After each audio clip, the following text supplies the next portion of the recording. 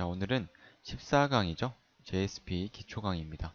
자, 오늘은 저번 시간에 이어서 JSP를 쭉 진행할 건데, 저번 시간에는 그냥 JSP를 간단하게 JSP가 뭔지 알아보았다면, 이번 시간에는 JSP가 가지고 있는 다양한 기능들을 한번 사용해보는 시간을 가져볼게요. 자, 목차는요, 먼저 지시어라고 해가지고, 우리 저번 시간에 스크립트 요소 배웠잖아요. 스크립트 요소. 이 스크립트 요소 중에 지시어 요소가 있었죠. 그러니까 이렇게 해서 퍼센트 한 다음에 여기서 골뱅이를 사용하는 거. 요거 또 요게 바로 지시어였죠. 이 지시어에 대해서 더 자세하게 한번 알아볼게요. 자, 그 다음에는 액션 태그라는 게 있는데요. JSP 내에서 태그긴 태그인데 우리가 기존에 알던 이 스크립트 요소 말고도 HTML과 좀 비슷하게 사용하는 그런 JSP만의 태그들이 있습니다. 그러니까 얘는 자바 문법도 아니고요. HTML 문법도 아닌 거죠. JSP의 고유 언어인데 어쨌든 이 액션 태그가 나중에는 자바 언어로 파싱이 돼요. 자, 그런 게 있고요. 이거 배운 다음에 JSP 모델이라는 게 있는데요. JSP 모델이라는 것은 우리가 JSP로 웹 프로그래밍을 할 때 그거에 대한 하나의 방법론적인 얘기입니다. 그러니까 하나의 개발 방식이에요. 개발 방식이 모델 1이라는 게 있고요. 모델 2라는 게 있고요. 그리고 이 모델 2에서 진화된 MVC라는 게 있습니다. 자, 요거에 대해서 간단하게 알아보는 시간을 갖도록 하고 강의를 마치도록 할게요. 자, 제일 먼저 지시어입니다. 자, 지시어는 여러분들도 잘 알다시피 페이지의 정보나 속성에 관한 내용을 작성하는 태그입니다. 이게 JSP 태그라는 거죠. 자, 보시면 그런 주로 쓰이는 게 이 페이지 그리고 이 태그 라이브러리 그리고 제가 스펠링을 잘못 썼네요. 스펠링을 고치고 다시 오겠습니다. include죠. 요 include 세 개가 있습니다. 자주 쓰이는 것들이고요. 이 위에도 더 있을 거예요. 자, 페이지 지시어는요. 이렇게 꺽쇠가로 한 다음에 퍼센트 쓰시고요. 여기서 골뱅이 한 다음에 페이지라고 이렇게 지정합니다.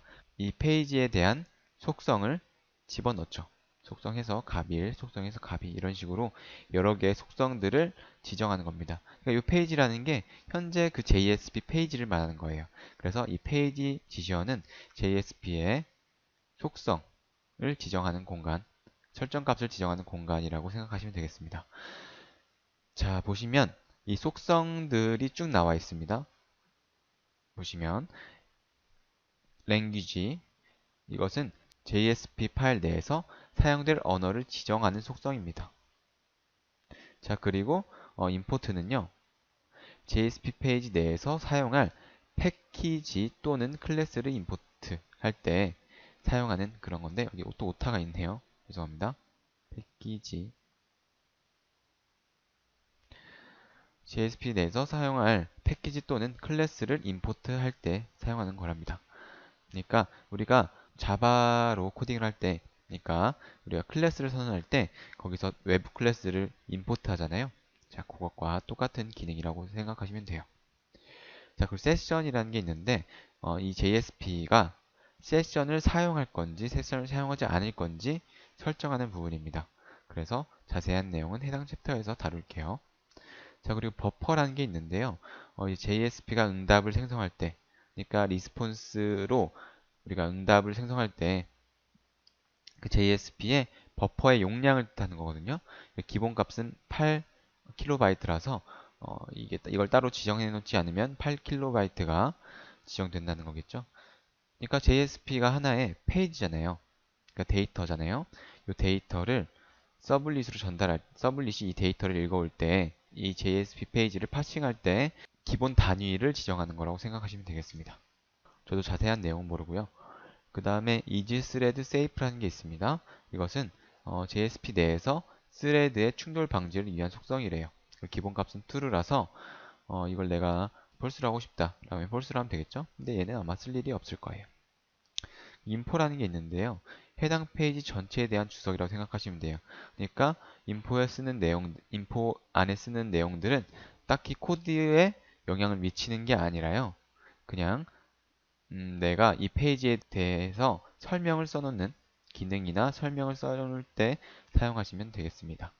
에러 페이지는요, 해당 페이지를 톰캣이 이제 파싱하다가 해당 페이지를 불러오다가 에러나 예외가 발생했을 때 이동할 페이지 주소예요. 그러니까 해당 페이지에서 에러나 예외가 발생했기 때문에 해당 페이지를 정상적으로 보여줄 수가 없잖아요. 사용자에게. 그때 이동할 페이지 주소를 미리 이렇게 지정해 놓으면은 그 에러 페이지를 보여줍니다. 자, 이 에러 페이지 속성은요. 다른 페이지에서 발생한 예외를 처리할 페이지인지를 지정하는 겁니다.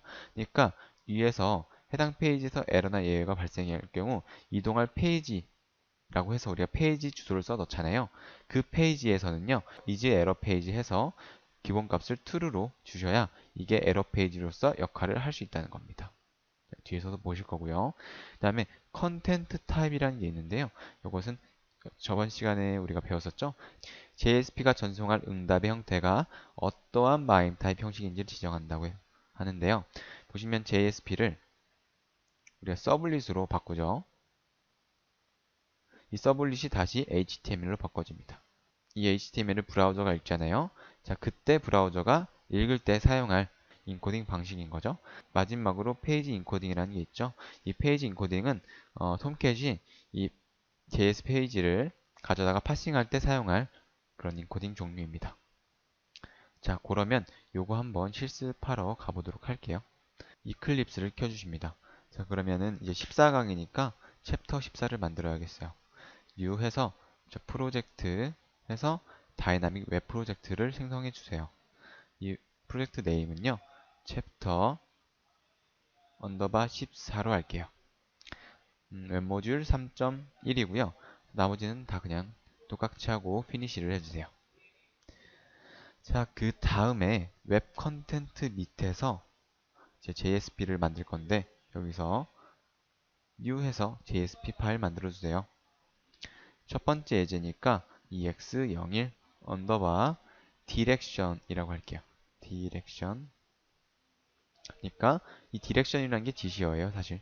영어로 하면 디렉션입니다. 자, 언더바 페이지 지시할 거니까 뒤에 페이지도 써주세요. 그 다음에 피니시를 합니다. 자, 그러면 요게 바로 지시어잖아요. 그쵸? 그래서 이 템플릿은 기본적으로 이 몇 개의 속성들을 기본값으로 써주죠.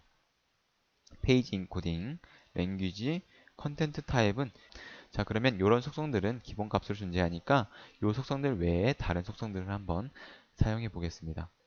자, 이렇게 하나의 지시어 안에 하나의 페이지 지시어 안에 속성들을 이런 식으로 여러 개를 사용할 수도 있고요. 얘를 또 다시 만들 수 있습니다. 이렇게 페이지 지시어를 하나 더 만드는 거예요. 여기에 임포트 한번 해볼게요. 임포트는 해서 여기서 임포트할 클래스 명을 써 넣어주시면 됩니다. 캘린더라는 잠시만요. 예, 린더죠. 예, 여기 맞습니다. 자, 그러면은 이 JSP 내에서 캘린더 클래스를 사용할 수 있는 거죠. 이걸 사용할 수 있는지 한번 확인해 볼게요. 그러면은 요 밑에 이 페이지 지시한 거 밑에 스크립트 릿 하나 써줄게요. 자, 여기서 캘린더 C는 캘린더 점 이게 getDistance라는 게 스태틱 메서드이기 때문에 이렇게 클래스명으로 바로 접근할 수 있습니다. 캘린더죠. 네.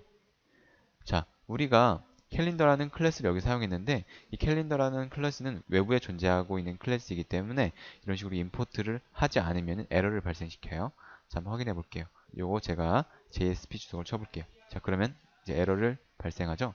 에러를 뽑는데 캘린더 cannot be resolved or type. 그러니까 캘린더를 하나의 타입으로 사용할 수 없다는 겁니다. 왜냐하면 임포트가 안 됐으니까.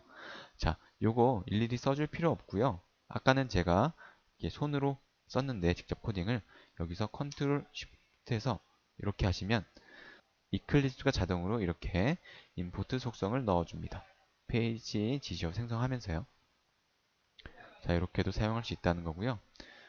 자, 그 다음에 사용할 속성은요. 이 밑에서 또 정의를 할게요. 여기 밑에서 페이지 지시어 별도로 하나 써주시고요. 그냥 이 안에서 뭐 세션 속성 그대로 사용해도 상관없거든요. 이런 식으로.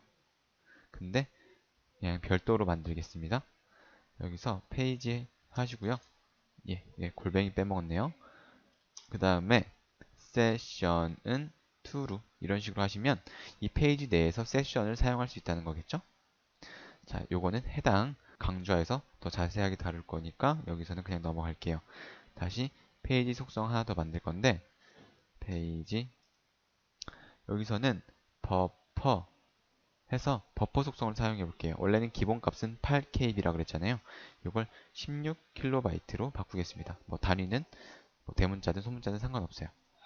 자, 이렇게 하시면 이 페이지를 서블릿이 가져갈 때, 즉 이 페이지를 읽을 때 사용할 기본 단위가 버퍼의 용량만큼 이렇게 떼어다가 가져가잖아요. 그렇죠? 그때 사용할 버퍼의 크기를 여기서 지정해 줄 수 있습니다. 이 버퍼의 크기는 이런 코딩과는 크게 관련이 없기 때문에 그냥 기본 값으로 8KB를 사용하시면 돼요. 더 중요한 속성은 아니니까. 자, 그 다음에는요. 스레드 세이프라는 거 해볼게요. 자, 여기서 페이지 또 지시어 하나 더 만들어 주시고요. 퍼센트 골뱅이 페이지.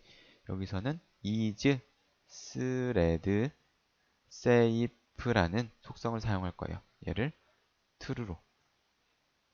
기본값이 true라고 그랬죠? 그럼 false로 해볼까요? 근데 이것도 아직까지는 이 코드에 그렇게 영향을 미치는 건 아니라서요. 그냥 기본값인 true를 사용해 주시면 돼요. 이런 식으로. true. 네. 자, 그리고요. 이제 info라는 속성 남았죠? 여기서 이렇게 그 다음에 페이지 info 해서 여기에 이 페이지에 대한 설명을 적어 놓으시면 되는 거죠. 그래서 이 페이지는 페이지 지시어를 실습하는 페이지입니다. 라는 정도로 써주면 되겠죠. 자, 그리고 이제 에러 남았잖아요. 에러 페이지. 페이지 지시어 하나 더 만들어 주시고요. 에러 페이지를 여기서 지정을 할 수 있습니다. 자, 에러 페이지의 주소는요. 같은 위치에 있는 error.jsp라는 이 페이지로 지정을 하는 겁니다. 자, 그러면 이 페이지 실제로 만들어 줘야겠죠? 그러면 웹 컨텐트에서 new 해서요.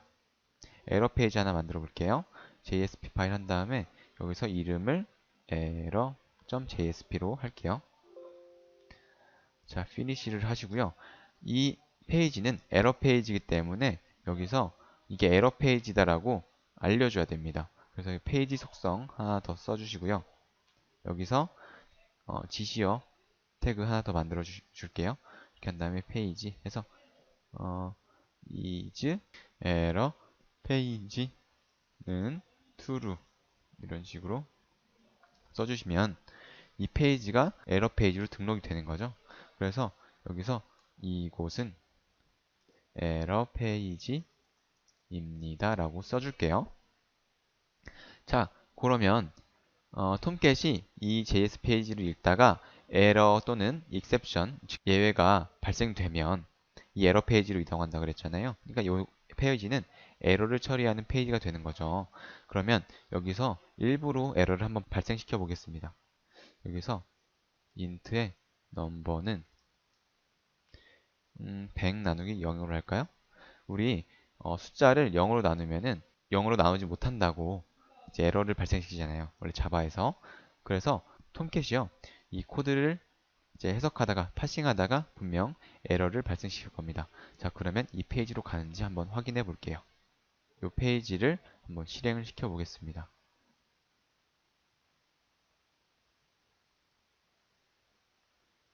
지금 톰캣이 이 페이지를 읽다가 그쵸? 이 페이지를 요청을 했는데 결과가 이곳은 에러 페이지입니다 라고 되어 있죠. 그러니까 이 페이지에 대한 응답은 이 디렉션 언더바 페이지.jsp가 한 게 아니고 이 에러 페이지가 한 거예요. 이 에러 JSP가 응답을 한 겁니다. 신기하죠? 그러면 이걸 한번 제가 주석 처리해 볼게요. 그러면 실제로 이 페이지가 잘 불려와지는지 확인하기 위해서 페이지 연습 JSP라고 그냥 쓸게요. 그 다음에 이걸 다시 한번 그 크롬에서 F4를 누르면은 이런 식으로 페이지 연습 JSP라는 게 뜨죠. 그러니까 여기서 에러가 발생하지 않았기 때문에 이 에러 페이지로 이동하지 않은 거겠죠. 이런 식으로 에러 페이지를 관리할 수 있다라는 겁니다. 이 속성을 통해서요. 에러 페이지에서는 이제 에러 페이지를 true로 해주시고요. 그냥 기본 페이지에서는 에러가 났을 때 이동할 페이지 주소를 적어주면 됩니다. 이 에러 페이지 속성을 통해서요. 자, 그렇게 어렵지 않습니다. 자, 페이지 지셔는 이 정도로 마무리하고요. 강의가 너무 길어졌으니까 여기서 끊고 다음 강의에서 이어서 하도록 하겠습니다.